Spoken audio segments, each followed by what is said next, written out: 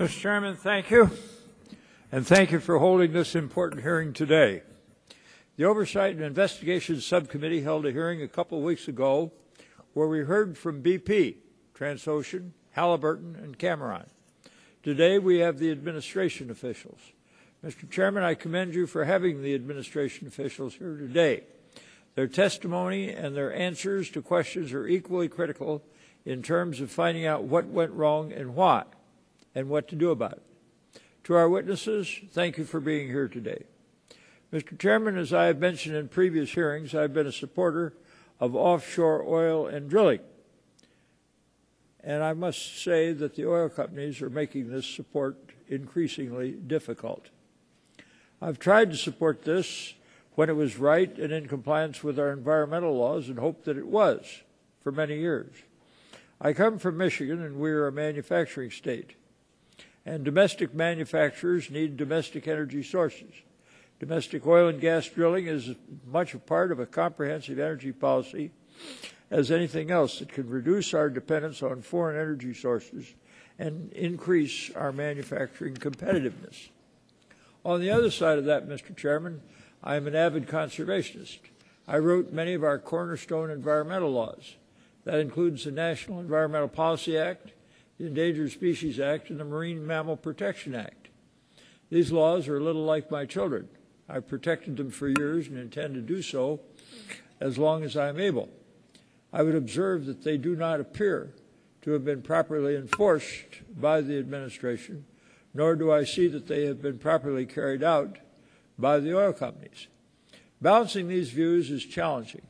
Today I'm forced to come to a difficult conclusion. We need to establish a complete moratorium on all leasing and all drilling activity until it is established that all of it is done and is being done in full compliance with the environmental laws and with full attention to safety and to avoiding the kind of disaster spills that we're seeing going on now down in the Gulf. And so full compliance with the environmental laws has to be the responsibility of the oil companies, but also of the administration. And I refer very specifically to NEPA, which appears to have been significantly disregarded, and the Marine Mammal Protection Act. I don't believe that new regulation is necessary at this time, quite frankly, because we had our current environmental laws in place for a long time, and it's my belief if they'd been properly followed, we would probably not be in the mess in which we currently now find ourselves. And the fact that NEPA and the Marine Mammal Protection Act are good laws that work when properly enforced, but they were set aside for BP Deep Horizon in behavior that is unacceptable by our government. I am extremely dismayed, disappointed, and just plain angry about the process or lack thereof used by the Mineral Management Service. Drilling at any cost seems to be the modus operandi. Cash bonuses have been handed out for meeting deadlines for offshore leasing. Broad exemptions from environmental laws have been granted, including in the case of Deepwater Horizons, and scientists have been ignored. After everything we learned over the years about BP, I might expect this kind of behavior from them, but not from the federal government.